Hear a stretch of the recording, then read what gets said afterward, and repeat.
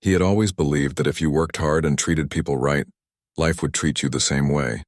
For years, that belief kept him going. His small piece of land wasn't fancy, but it was home. The wide open sky, the quiet mornings, and the sound of running water from the old well were enough for him. That well had been there long before him, dug by his grandfather's hands, and it never once ran dry. Each morning he filled the buckets, fed the animals, and watched the sunrise while the water shimmered in the light. The land gave him everything he needed: fresh crops, clean water, and peace. Life was simple, but it was honest. Then one summer morning, everything started to change. He heard machines before he saw them, loud engines growling in the distance. Within a few days, trucks and bulldozers began to appear across the fence line. A large development company had bought the land next to his farm. At first, he didn't think much of it. People built things all the time. Maybe they were going to put up houses or a small shopping plaza. But as the days passed, the noise got louder, the dust got thicker, and his quiet mornings disappeared. Soon his well started acting strange. The water that once flowed clear began to slow down. Some days it came out muddy. Other days it barely trickled at all. He thought it might just be the dry season. But when the problem didn't go away, he knew something wasn't right. He walked over to the construction site one afternoon, wiping sweat off his forehead. He asked to speak with someone in charge. After a while, a man in a shiny white helmet came over. He introduced himself as the site manager. The farmer explained politely that his well had run dry since the digging began, and asked if the company knew anything about it. The manager smiled, the kind of smile that didn't reach his eyes. He said it wasn't their problem and that maybe the old well had just run out. The farmer tried to explain that the well had been fine for decades, but the man waved his hand and said, "You don't own the water underground. It's just nature." Then he turned and walked away. That sentence hit hard. He didn't own the water. He stood there for a moment, looking at the busy machines tearing into the earth. He could almost feel the ground trembling under his boots. Something told him that they had drilled deep, maybe too deep, pulling the underground water away from his well. He went home angry but still calm. He believed in fairness, so he decided to talk to the town council. Maybe they could help. He wrote down everything that happened, gathered a few papers, and drove to the small office downtown. The people there listened, nodded, and said they'd look into it. Weeks passed. No one called back. Every time he tried to follow up, someone told him the same thing. They were reviewing it. Meanwhile, his crops began to wilt under the sun. The ground cracked. The animals grew restless without enough water. He had to drive miles every day just to fill tanks from a neighbor's well. Each trip took time, money, and energy. He couldn't keep up. Neighbors began to talk. Some said he should just sell his land and move. "You can't fight a company that big," they told him. But he wasn't ready to give up. That land held his family's history. Every tree, every rock had a story. He couldn't walk away from it just because someone else decided they wanted more. At night, he sat at his small wooden table, reading everything he could about water, land, and ownership laws. He didn't understand much of it at first. The legal language was hard, but he kept going. He learned that while surface water belonged to everyone, underground water, groundwater, could be claimed in certain ways. The idea stuck in his mind. If someone could drill deep enough to take his water, maybe he could find a way to take it back. He went back to the construction site a few more times, but the workers always told him to leave. Once he caught a glimpse of their new boreholes, huge, steel-lined shafts going deep into the ground. It was clear now. They had tapped into the same underground source that fed his well. His anger grew, but so did his determination. One evening, he sat on his porch watching the sunset. The air was dry, the fields were quiet, and the animals huddled near the fence. He realized something then. He couldn't rely on anyone else to fix this. Not the council, not the lawyers, not the company. If he wanted justice, he'd have to find a way himself. He started visiting the county records office every week. The people there began recognizing him. He'd sit for hours, going through thick folders filled with land deeds, maps, and old surveys. Most people ignored those dusty files, but he studied them carefully. It was there that he found something that changed everything. The underground water source that supplied his well, and the company's boreholes, had no registered owner. It was unclaimed. That meant by law it was open for purchase. His heart raced as he read the papers again to be sure. It was real. The water could legally belong to whoever filed the claim first. He couldn't believe it. All this time the company acted like they owned the world beneath his feet, but they hadn't even done the paperwork. It was like they thought no one else was smart enough or strong enough to challenge them. Driving home that day, he felt something he hadn't felt in months: hope. The road ahead would be tough. He didn't have the kind of money or lawyers the company did, but he had something stronger: the will to keep fighting. He decided then that he wouldn't just fix his well, he would make sure no one could ever take his water again. That night, as he sat under the stars with the empty well behind him, he made a quiet promise. They might have blocked his water for now, but he was going to find a way to take it back, legally, rightfully, and permanently. And for the first time in a long while, he smiled. He woke up early the next morning with a clear purpose in mind. The sun hadn't even risen yet, and the world outside was still quiet. He made himself a cup of coffee and sat by the window, looking out at the dry fields. The ground that once shone with dew now looked pale and cracked. Every time he looked at it, he felt the same mix of anger and sadness. But this morning, something felt different. For the first time, he had a plan. He drove to the county office again, carrying a small notebook filled with his notes. The woman at the front desk recognized him right away. She gave a tired smile and said, "Back again?" He nodded and said he needed to check the records one more time. This time, he wasn't just looking out of curiosity, he wanted proof. He wanted to be sure no one had already claimed the underground water that ran through his land. For hours, he flipped through old files, some dating back more than 50 years. There were land deeds, water maps, and property transfers written in fading ink. Most of them were for nearby properties, but none mentioned the underground aquifer that ran beneath his land. The realization filled him with both excitement and fear. If he was right, that meant the water was still unclaimed. But it also meant that the construction company could claim it any time they wanted. He knew he had to act fast. That evening, he called a lawyer who handled property and land rights. The lawyer listened patiently as he explained everything: the dry well, the construction, and his discovery about the unclaimed water. After a pause, the lawyer said, "You're onto something, but it won't be easy. You'll need to prove where the aquifer runs, get surveys done, and file an official claim. It can take months, and it won't be cheap." He thanked the lawyer and hung up, his heart heavy. Money had always been tight. The farm barely made enough to cover bills and feed the animals. But giving up wasn't an option. That night, he sat at the kitchen table again, this time with a calculator and a stack of old receipts. He started listing everything he could sell without losing the farm. The tractor he barely used, the old pickup, a few of his cattle. It wasn't easy, but he reminded himself that this was about survival. If he lost his water, he'd lose everything anyway. Over the next few weeks, his life became a blur of paperwork and phone calls. He met surveyors who came to study the land. They used strange machines and maps, drilling small test holes to trace the underground flow. It fascinated him to learn how the water moved beneath the surface, how one deep borehole could change everything. When the surveyor finally handed him the report, he read it over and over again. It confirmed what he had hoped for. The aquifer beneath his land stretched far and deep, even under the development site. He took the report to the lawyer, who smiled for the first time since they met. "This gives you a real chance," the lawyer said. "Now we can start the filing process." Filing the claim wasn't simple. Every document needed to be exact. He spent long evenings signing forms, attaching maps, and making payments he could barely afford. Sometimes he lay awake at night wondering if it was worth it. The construction site next door was almost finished. The company had already built several homes and a fancy clubhouse. From his porch, he could see bright lights and hear laughter from workers who stayed late. He couldn't help but think how unfair it all was. They had taken what was his, and now they were celebrating on top of it. Still, he kept moving forward. He mailed the last of the paperwork one Friday morning and stood at the post office door for a long time afterward. He didn't know what would happen next. All he could do was wait. The waiting was the hardest part. Weeks passed with no update. Every day he checked his mailbox, hoping for news. He tried to focus on small tasks: repairing fences, clearing weeds, tending to the few animals he had left. But the dry land reminded him of what was at stake.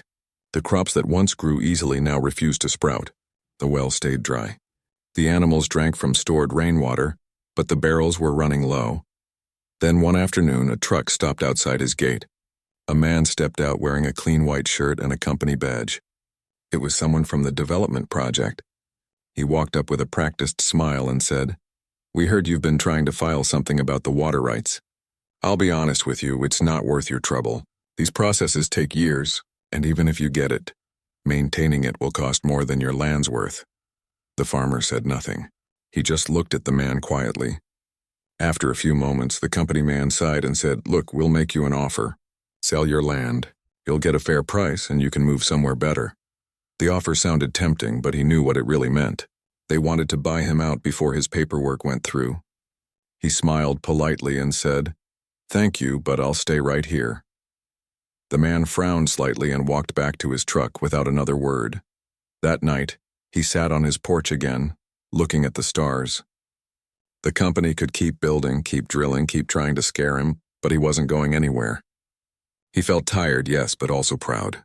For the first time in months, he felt like he was standing up for himself, not just waiting for someone else to decide his fate. Finally, one cold morning, a letter arrived in his mailbox. It was from the County Water Authority. He opened it slowly, hands shaking a little. Inside was a short message acknowledging that his claim had been received and was under review. It wasn't approval yet, but it was official. His name was now on record. He smiled quietly, folding the paper with care. For the first time in a long while, he felt like things were moving in the right direction. The fight was far from over, but he had taken the first real step toward getting his water and his dignity back. He looked out at the dry land one more time and whispered to himself, "They thought I'd give up, but I'm just getting started." The days turned into weeks, and the weeks quietly slipped into months. The dry season had deepened, turning the once green land into a patchwork of dust and pale grass. Yet he didn't lose hope. Every time the wind blew across his fields, he reminded himself that change was coming. The paperwork was in motion now, and though the system moved slowly, he trusted that patience would pay off. He kept busy to stay sane. He mended fences, repainted the old barn, and checked the mail every morning like clockwork. Most days there was nothing, just bills and advertisements, but every envelope still made his heart skip for a second. He'd open each one carefully, half expecting to see something official with his name on it. One evening, as he was fixing a loose hinge on the porch door, he saw his neighbor pull up in a small truck. The man leaned out and said, "Heard you're still fighting the company. You're wasting your time." "Those people never lose," he didn't argue. He just nodded, smiled faintly, and went back to work. He was used to hearing that by now. Everyone thought he was fighting a battle too big for one man. But he had something they didn't, a reason that mattered. One morning, as he poured himself coffee, he noticed a white envelope slipped under the door. His heart raced as he picked it up. The return address read County Water and Land Management Office. His hands trembled slightly as he tore it open. Inside was a letter confirming that his application for the underground water rights had been approved, pending final verification. It wasn't the end, but it was a massive step forward. He sat down for a long moment, staring at the letter. A quiet smile spread across his face. He'd done it. Against all odds, his name was now tied to the water beneath his land. It was the first real victory he'd had in months. The next step was verification, the legal process to finalize ownership. That required an inspection, fees, and an official signature from the county office. It meant more waiting, but now he could see the finish line. He began setting aside what little he could to pay for the final costs. Around the same time, word about his progress started to spread.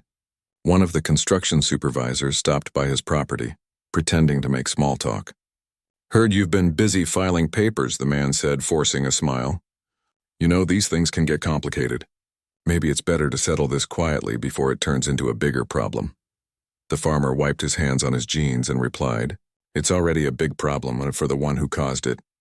Then he walked away, leaving the man standing awkwardly by the fence. He didn't raise his voice or threaten anyone. He didn't need to. The truth itself was enough. A few days later, he received a notice saying the county inspector would visit his property the following week to verify the claim. It felt unreal. He spent the entire weekend cleaning up the place. Not because it mattered for the inspection, but because it felt symbolic, as if he was preparing to take back what was rightfully his. When the inspector arrived, she was polite but professional. She walked the property, took notes, asked questions, and examined the old well. Then she drove to the other side of the fence, where the company's shiny new pump stood humming loudly. She nodded quietly, taking photos. "It looks like your claim is valid," she said finally. "Once this report is filed, you'll get the final ownership document within a few weeks." Those words felt like music to his ears. For the first time in a long while, he allowed himself to breathe. That night, he couldn't sleep. He sat outside under the open sky, looking up at the stars. The machines from the construction site still echoed faintly in the distance, but they didn't bother him anymore. He felt a calm he hadn't felt since before all this began. He thought about how far he'd come, from the day his well went dry to this moment. He had stood against a giant, and somehow he was winning. A month later, another letter arrived, this one thicker than the rest. When he opened it, he saw an official seal and his name printed clearly across the top. It stated that the groundwater rights beneath his property were now legally registered in his name. He read it 3 times just to be sure. It was real. The water that once slipped away from him now legally belonged to him. He stood quietly in his kitchen, holding the paper in both hands. A tear rolled down his cheek, though he quickly brushed it away. He didn't cry often, but this moment wasn't just about water. It was about dignity. It was about proving that ordinary people could still stand up for what's right. The next day, word reached the company. They didn't take it well. Their lawyers sent letters demanding meetings, trying to find loopholes. But there were none. The documents were official, signed, sealed, and filed. Every drop of water running under their property now flowed through a system owned by him. He didn't rush to confront them. He didn't boast or gloat. Instead, he waited. It didn't take long before they showed up at his gate again. This time, they were polite. The same manager who once told him, "You don't own the water," now spoke in a softer tone. "We'd like to discuss a partnership," he said. The farmer nodded slowly and said, "Sure, you can come by tomorrow. Bring your offer." Then he turned and walked back inside, leaving them standing there speechless. That night, he made himself a simple dinner and sat quietly at the table. He thought about his grandfather, who had dug the first well on that land. He thought about the nights he'd almost given up. And he thought about how everything came full circle, how something that once seemed like an ending had become a new beginning. He didn't know what tomorrow would bring. Maybe the company would offer to buy water from him, or maybe they'd try another trick. But he no longer felt powerless. The ground beneath his feet was his, and now so was the water that gave it life. He walked out into the field before going to bed, the cool night breeze brushing against his face. The stars above seemed brighter than usual. He whispered softly to himself, "They blocked my well, but they didn't block my will." And with that quiet victory, he finally felt peace. The first sign that things had changed came quietly. For years, the sound of the construction site had been like a never-ending storm, trucks rumbling, drills pounding, pumps humming. But a few weeks after his water rights were approved, the noise began to fade. The big machines stopped one by one, replaced by a strange silence that settled over the land. He noticed it one early morning while feeding the animals. The air felt lighter somehow. He looked toward the neighboring property and saw a few workers standing near the pumps, scratching their heads. Something was wrong, and he knew exactly what it was. By noon, a black SUV rolled up to his gate. Out stepped the same project manager who had once told him, "You don't own the water underground." The man's confident smile was gone now. His voice was polite, but his tone carried tension. "We seem to have an issue with our water system," he said. "Apparently, the underground source we're using is now registered under your name." The farmer didn't say anything at first. He simply nodded and replied, "That's correct. The documents are filed and official." The man shifted uncomfortably. "Look, we didn't mean to cause you trouble. Maybe we can find a solution that works for both of us." He smiled faintly and said, "I already found mine." Then he turned and went back to work, leaving the man standing there speechless. Over the next few days, the calls began, first from local offices, then from lawyers representing the company. They all wanted the same thing, access to the water. Some tried to sound friendly, offering him money. Others warned him about economic consequences if he didn't cooperate. But he stayed calm through it all. He had learned that when you know you're right, you don't need to shout. You just stand your ground. He didn't want revenge. He just wanted fairness. But now fairness meant the company had to ask him for what they had once taken without permission. Meanwhile, the story started spreading around town. People who had once called him foolish now stopped him at the market to shake his hand. "You did what none of us could," an older farmer told him. "You showed them that money isn't everything." Even the local newspaper printed a small story about the man who bought the water. It wasn't fame he wanted, but it felt good to know others were inspired by what he did. The company tried one last trick. They sent another letter, this time offering a large amount of money to buy the rights from him entirely. The figure written on the paper was more than he'd ever seen in his life. For a moment he just stared at it, thinking of all the things he could fix, new equipment, more animals, maybe even a vacation somewhere quiet.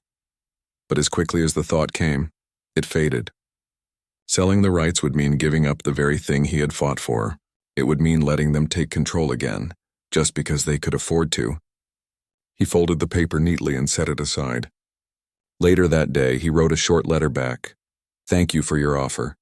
I'm not interested in selling. I'll consider supplying water at fair market rates if you wish to discuss that." He sent it off and didn't think about it again. A week later, the company sent representatives to negotiate. This time they came with a very different attitude.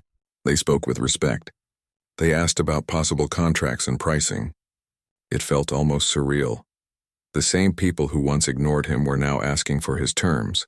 When they finally reached an agreement, it was simple. The company would pay him a fair monthly fee for access to a portion of the groundwater. It wasn't about greed or power for him. It was about principle and justice. He made sure the contract included one important clause. Any changes in usage had to be approved by him directly. No more drilling without permission. After the papers were signed, the manager shook his hand and said, "You've made your point." The farmer smiled and replied softly, "I wasn't trying to make a point. I was trying to survive." When the company's trucks left that day, the land felt peaceful again. For the first time in years, the noise was gone. The air smelled of rain, and in the distance he heard the soft sound of water returning to the old well. He walked over, turned the handle, and watched as clean, clear water began to flow once more. He filled a bucket and let the cool water run through his fingers.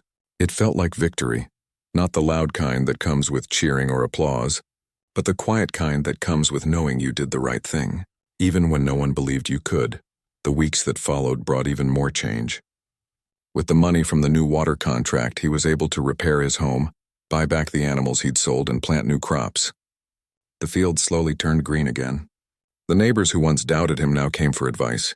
Some even asked him to help them understand how water rights worked, so they could protect their own farms. He helped them without hesitation. He became known around town as someone who stood up for himself, not through anger, but through patience and persistence. Local reporters came by again to ask for his story. He spoke humbly, never exaggerating, always giving credit to the lessons he'd learned from his grandfather. He used to say, the farmer told them, "If someone takes your bucket, don't fight them for the bucket. Find where the well begins." One quiet evening, as the sun dipped low behind the hills, he sat on his porch and watched the fields shimmer under the golden light. The air was calm, the animals were fed, and for the first time in a long while he felt completely at peace. He thought about how close he'd come to giving up and how everything might have turned out if he had. But he didn't. He stayed when everyone told him to leave, and now the land that once stood dry was alive again, not just with water, but with hope. He didn't see himself as a hero. He was just a man who refused to be pushed aside. But deep down, he knew his story carried a quiet message, that even when the odds seem impossible, knowledge and determination can turn the tide. That night, as the stars appeared one by one, he whispered softly, "They blocked my well, but not my spirit." And in the gentle sound of the wind, it almost felt like the earth whispered back in agreement. The months passed quietly after the agreement was signed. The heavy noise of machines was gone, replaced by the sound of wind brushing through tall grass. The land, once dry and cracked, began to heal.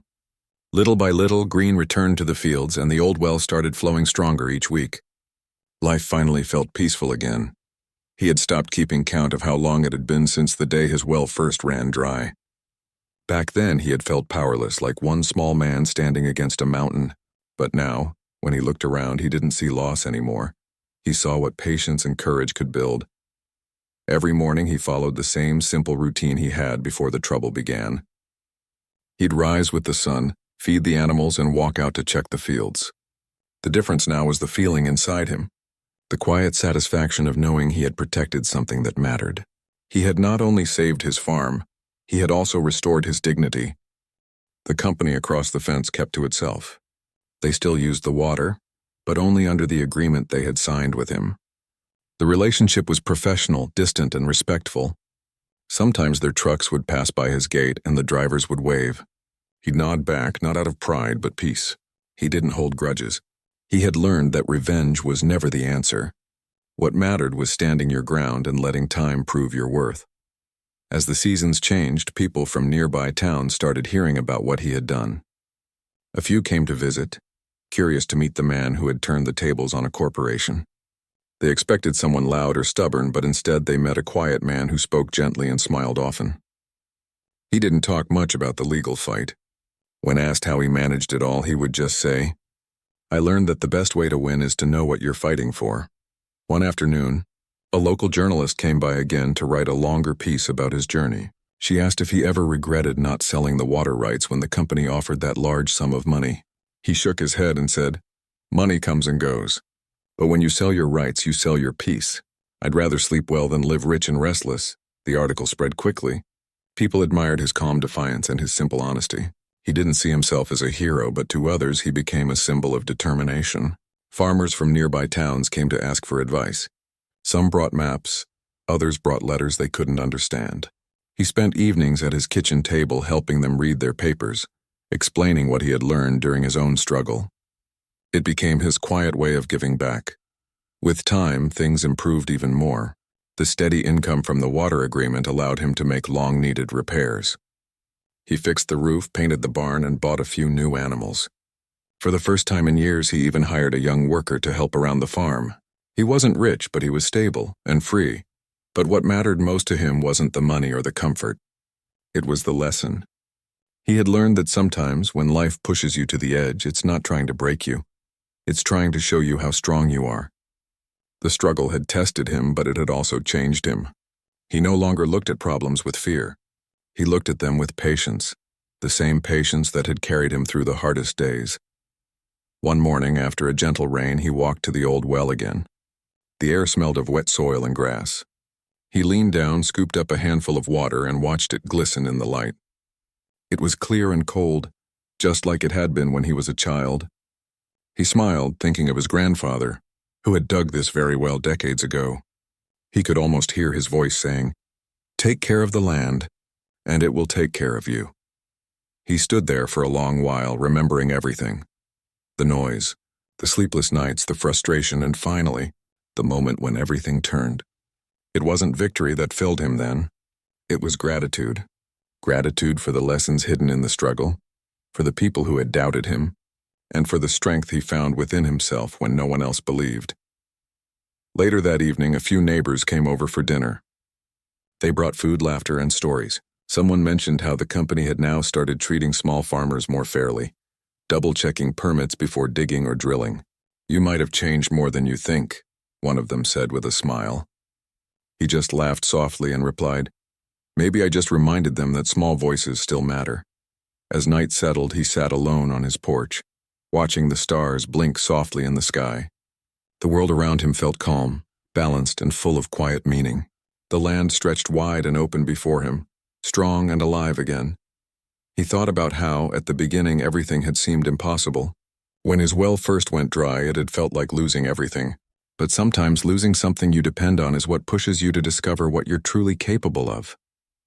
He realized that he hadn't just fought for water, he had fought for respect. And that kind of victory couldn't be measured in money or papers. It lived inside him now, steady and sure. In the distance, he could hear the faint sound of running water again, the same water that once slipped away because of greed and carelessness. Only this time it flowed freely under his name, under his care. He smiled to himself and whispered softly, "They blocked my well, but they couldn't block my faith." The night breeze carried his words away, gentle and calm as if the earth itself had heard him. He leaned back in his chair, closed his eyes, and felt at peace with everything. The struggle, the outcome, the lessons. Life had come full circle. The stars above glowed brighter than ever, and the land below rested quietly, nourished once again by the water that he had fought so hard to reclaim. It wasn't just water anymore. It was proof that one person's courage could turn silence into strength, and loss into legacy.